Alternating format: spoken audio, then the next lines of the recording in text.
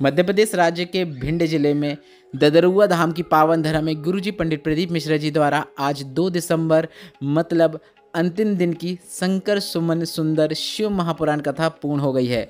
ददरुआ धाम की पावन धरा की इस 5 दिवसीय शिव महापुराण कथा का आज अंतिम दिन की कथा पूर्ण हो चुकी है, जिसमें गुरुजी ने एक काफ़ी अच्छा जल चढ़ाने के पहले और बाद में किया जाने वाला एक उपाय बताया है। यह उपाय करने से गुरुजी ने कहा है मात्र 15 दिनों में आपकी जो भी कामना है, दुख तकलीफ कष्ट है, वह दूर हो जाती है। यह निश्चितता है। 15 दिनों के अंदर भोलेनाथ की कृपा आपको निश्चित रूप में प्राप्त होती है। यह विशेष उपाय कब करना है, कैसे करना है, इसकी जानकारी आपको इसी वीडियो के माध्यम से प्राप्त होने वाली है, इसलिए आप वीडियो को अंत तक जरूर देखिएगा। आज मतलब 2 दिसंबर की 5वें दिन की अंतिम दिन की ददरुआ धाम में चल रही शंकर सुमन सुंदर शिव महापुराण कथा के 5वें दिन की कथा में आज गुरुजी ने कुल 12 उपाय पत्र और उपयोगी जानकारियां दी हैं। सभी की जानकारी हम आपको इस वीडियो के माध्यम से दे देंगे। किन्हीं कारणवश अगर आपने आज की कथा नहीं सुन पाई है तो पूरी कथा का रास्ता तो आपको इस छोटे से वीडियो से प्राप्त होने वाला है। कल के वीडियो में हमने आपसे एक प्रश्न किया था कि माता गंगा माता पार्वती की कैसी बहन है, तो इसका सही उत्तर है बड़ी बहन है, मतलब माता गंगा माता पार्वती से बड़ी हैं। अब बढ़ते हैं आज की कथा की पहली विशेष जानकारी की ओर। कथा शुरू होते ही गुरुजी ने कहा, सीहोर वाला महाराज आपकी दुख की घड़ी में कभी नहीं पहुंचेगा। सीहोर वाला महाराज आपकी दुख की घड़ी में कभी भी आपके पास खड़ा नहीं मिलेगा। यह अंदाज़ा लगाकर आप मत रखना। इसके बाद गुरुजी ने कहा कि गुरुजी के द्वारा आपके कानों में बताया गया वह गुरु मंत्र जो आपको प्राप्त हुआ है, अगर आप उस मंत्र का जाप कर रहे हैं तो वह गुरु मंत्र आपको बचा सकता है।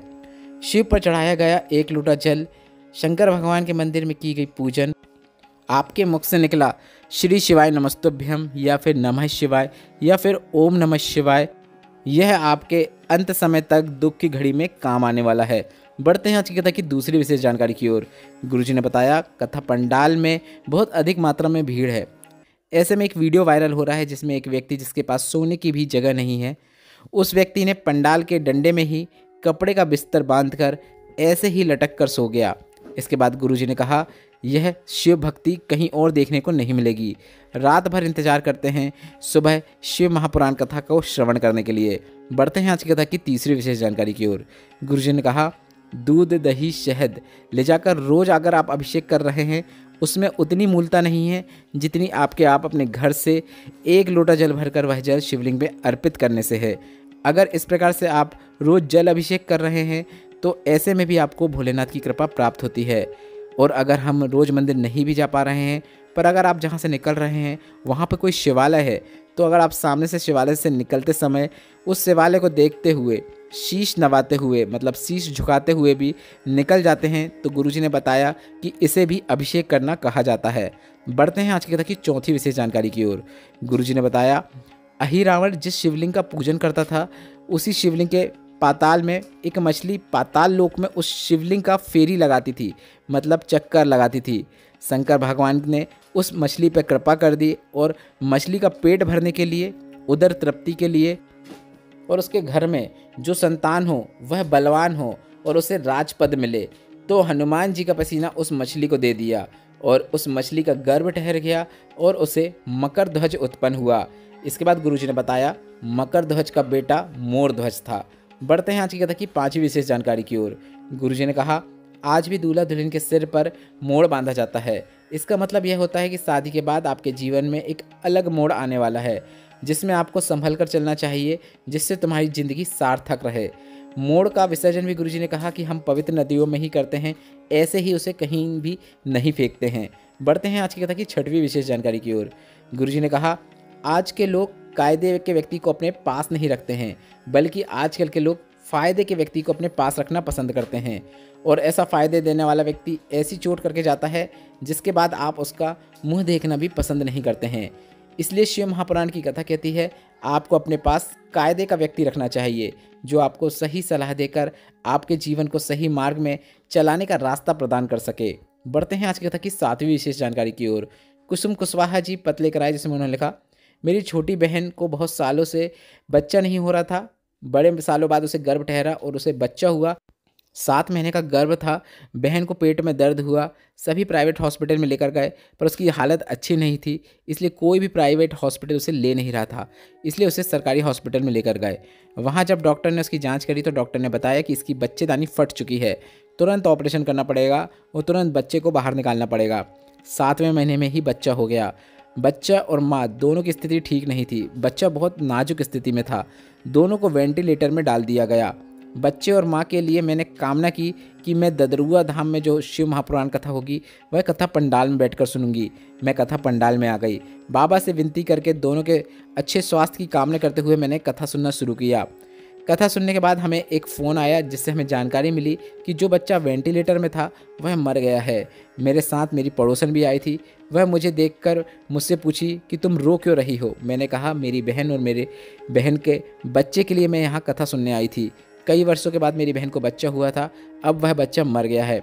उसने कहा कि हम कथा सुनकर जा रहे हैं और सिहोर वाला महाराज हमेशा कहता है कि कोई भी जो कथा सुनकर जाता है वह कभी भी खाली नहीं जा सकता, तो तुम कैसे खाली जा सकती हो। मैंने वहीं कथा पंडाल की मिट्टी उठाकर पास के ही कुएं के पानी को लेकर उस मिट्टी का पूजन अर्चन किया और आधे घंटे बाद ही मुझे फ़ोन आया कि बच्चे की सांसें चलना शुरू हो गई हैं। जच्चा और बच्चा दोनों सुरक्षित हैं, मतलब माँ और बच्चा दोनों सुरक्षित हैं। उसी का आभार व्यक्त करने में कथा पंडाल में आई हूँ। बढ़ते हैं आज की कथा की 8वीं विशेष जानकारी की ओर। उमा देवी जी पत्र लेकर आई जिसमें उन्होंने लिखा, मेरा जीवन कष्टों से भरा हुआ था। पति की भी आय ज़्यादा नहीं थी, वह सिर्फ 6 से 7 हज़ार रुपये महीने ही कमा पाते थे। मेरा बेटा कई वर्षों से नौकरी की तलाश कर रहा था, पर उसकी नौकरी नहीं लग रही थी। फिर किसी के कहने पर मैंने टीवी में शिव महापुराण कथा सुनना शुरू किया। एक लोटा जल चढ़ाना शुरू किया। उस जल का और बाबा की कृपा का क्या वर्णन करूं, कभी सोचा भी नहीं था मेरे बेटे की सरकारी नौकरी लगेगी, क्योंकि हमारी पीढ़ियों तक किसी की भी सरकारी नौकरी नहीं थी। मेरा बेटा इनकम टैक्स ऑफिसर बन गया है, उसी का आभार व्यक्त करने में कथा पंडाल में आई हूँ। बढ़ते हैं आज की कथा की 9वीं विशेष जानकारी की ओर। रवि जी पत्र लेकर आए जिसमें उन्होंने लिखा, संतान का सुख नहीं था। धीरे धीरे 3 साल निकले, 5 साल निकले, 7 साल निकल गए और हमें संतान नहीं हुई, पर हमारा शिव पुराण पर विश्वास पूरा था। शिवलिंग पर जल चढ़ाती और नंदी के पास बैठकर एक बेलपत्र को खा लेती। मेरा रजोधर्म भी आना बंद हो गया था, पर बाबा की कृपा से संतान की प्राप्ति हुई है, उसी का आभार व्यक्त करने में कथा पंडाल में आई हूँ। बढ़ते हैं आज की कथा की 10वीं विशेष जानकारी की ओर। गुरुजी ने आगामी 3 कथाओं की जानकारी देते हुए कहा कि गुरुजी की अगली कथा जो इस कथा के बाद है वह जलगांव महाराष्ट्र में होने वाली है।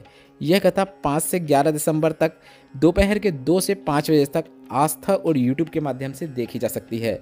इसके बाद गुरुजी की जो अगली कथा होगी वह 16 से 20 दिसंबर 2023 तक अमरावती में होने वाली है और गुरुजी ने इस कथा का समय बताया है दोपहर के 1 बजे से लेकर 4 बजे तक। इसके बाद वर्ष की आखिरी शिव महापुराण कथा जो होगी वह पंढरपुर महाराष्ट्र की पावन धरा में होने वाली है और गुरुजी ने बताया यह कथा 25 दिसंबर से 31 दिसंबर 2023 तक आस्था और यूट्यूब के माध्यम से देखी जा सकेगी। बढ़ते हैं आज की कथा की 11वीं विशेष जानकारी की ओर। स्नेहलता देवी जी पत्र लेकर आई जिसमें उन्होंने लिखा, भोले बाबा का क्या वर्णन करूं। मेरा बेटा एसएसबी में पास हो गया था, उसका मेडिकल होना था, पर उसके चेहरे में लकवा लग गया जिसके कारण उसकी आंखें टेढ़ी हो गई, मुंह टेढ़ा हो गया क्योंकि चेहरे में लकवा लगा था। 11 दिनों बाद उसका मेडिकल था तो बच्चा भी कहने लगा अब मैं क्या कर सकता हूँ, अब मैं मेडिकल में फ़ेल हो जाऊँगा। उसका इलाज शुरू हुआ। उसी रात मेरी बेटी का फ़ोन आया और उसने कहा भैया के लिए शिवलिंग पर जल चढ़ाना शुरू करो, शिवलिंग पर चढ़ी हुई बेलपत्र को से खिलाना शुरू करो और चेहरे पर बेलपत्र लगा देना, जल लगा देना। हमने ऐसा ही करना शुरू किया। गुरुजी दुनिया का पहला ऐसा केस होगा जिसमें 11 दिन में लकवा ठीक हो गया। इसके बाद मेरे बेटे का मेडिकल हुआ और बेटा मेडिकल में पास हो गया, उसका चेहरा भी सही हो गया और अब मेरा बेटा पशुपतिनाथ व्रत कर रहा है। उसी का आभार व्यक्त करने में कथा पंडाल में आई हूँ। बढ़ते हैं आज की कथा की 12वीं अंतिम और गुरुजी का आज की कथा में बताए गए विशेष उपाय की ओर। गुरुजी ने कहा अगर आपके जीवन में बहुत अधिक मात्रा में दुख चल रहा हो, तकलीफ चल रही हो, कष्ट चल रहा हो, बीमारियों ने घेर लिया हो, जीवन में बहुत टेंशन चल रही हो, कुछ भी सही नहीं हो रहा हो, तो आपको एक छोटा सा प्रयास करना है। आप जब भी जल चढ़ाने जाओ तो जल चढ़ाने के पहले और जल चढ़ाने के बाद 2 क्षण के लिए आपको नंदी के राइट साइड की ओर, मतलब नंदी का जो राइट साइड होगा उस राइट साइड की ओर आपको थोड़ी देर बैठकर भोलेनाथ को देखते हुए अपने दुख, तकलीफ, कष्ट, बीमारी या टेंशन जो भी है उसका वर्णन करना है। वर्णन करना है मतलब विनती करना है। इसके बाद आप श्री शिवाय नमस्तुभ्यम बोलते हुए उठ जाएं। इसके बाद आप जल चढ़ाएं और वापस आके आप नंदी के पास बैठकर फिर अपनी परेशानी बाबा से बोल दें, फिर एक बार और श्री शिवाय नमस्तुभ्यम बोल दें। ऐसा आप लगातार 15 दिन तक करके देखिए। गुरुजी ने कहा जो भी समस्या है वह दूर होना शुरू हो जाएगी। यह विशेष उपाय आप प्रतिदिन जब भी जल चढ़ाने जाएं तो जल चढ़ाने के पहले और जल चढ़ाने के बाद जरूर करें। इसकी शुरुआत आप कल से मतलब रविवार 3 दिसंबर से ही कर सकते हैं। इस वीडियो में बताए गए उपायों से संबंधित अगर अभी भी आपके मन में कोई प्रश्न है तो ये प्रश्न आप कमेंट बॉक्स के जरिए पूछ सकते हैं। मेरे द्वारा दी गई जानकारी अगर आपको थोड़ी सी भी उपयोगी लगी हो तो इस वीडियो को लाइक करके कमेंट बॉक्स में हर हर महादेव जरूर टाइप कीजिएगा। श्री शिवाय नमस्तुभ्यम। हर हर महादेव।